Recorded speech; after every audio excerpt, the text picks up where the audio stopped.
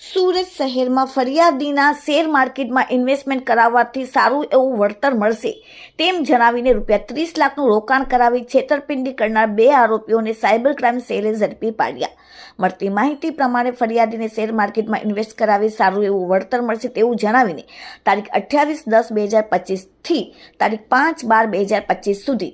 LKP3 construction કેમ્પના WhatsApp ગ્રુપમાં admin ધારક દીપા રસીમિયાનો અલગ અલગ ઇન્ટરનેશનલ તથા લોકલ મોબાઈલ નંબર ઉપરથી વાતચીત કરતા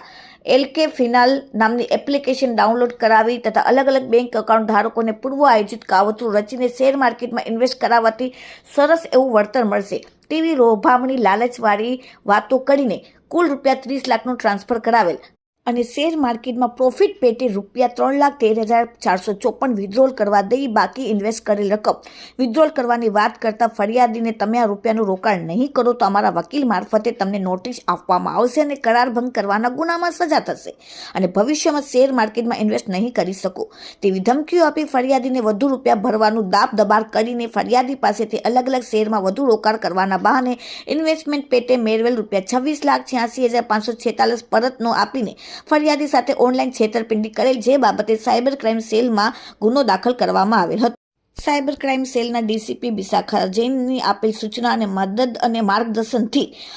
સાયબર ક્રાઇમ સેલના ટીમના માણસો ટેકનિકલ વિગત લઈને ગુનામાં સંડોવાયેલ આરોપીઓને શોધી કાઢવા માટે ટેકનિકલ વર્કઆઉટમાં હતા ત્યારે ગુનામાં સંડોવાયેલ 2 આરોપીઓ ઝડપાયા જેમાં એક છે ધર્મેશ કુમાર પ્રેમજીભાઈ કલ્યાણભાઈ ચોપડા રહેવાસી મુક્તિધામ સોસાયટી બોમ્બે માર્કેટની પાસે પૂણા ગામ સુરત અને આરોપી 2 હિતેશ કુમાર ચકલાસિયા રહેવાસી બાલકૃષ્ણ પેલેસ વેડનગરી કામરેજ સુરત મૂળ વતન ભાવનગર વાળાને ઝડપીને આ ગુનામાં ઉપયોગમાં થયેલ બેંક એકાઉન્ટની ચોપડીઓ કબજે કરવામાં આવી, મોબાઈલ ફોન નંગ 4 કબજે કરવામાં આવ્યા, અલગ અલગ બેંકના ડેબિટ કાર્ડ 5 કબજે કરવામાં આવ્યા, sim card 5, rubber stamp 3, QR code 2, રોકડા ₹500ના દરના ભારતીય ચલણી નોટ 270 એટલે 1,35,000 સાથે બેંક એકાઉન્ટનો ઓપનિંગ ફોર્મ, ભાડા કરાર, પેન ડ્રાઈવ ઝડપીને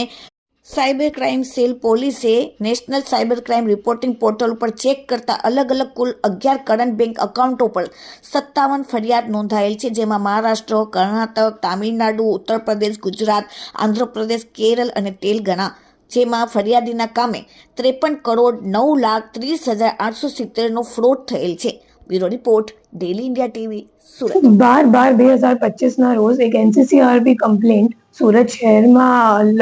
દાખલ થયેલ હતી જેમાં 30 લાખનું ઇન્વેસ્ટમેન્ટ ફ્રોડ કરવામાં આવેલ હતું.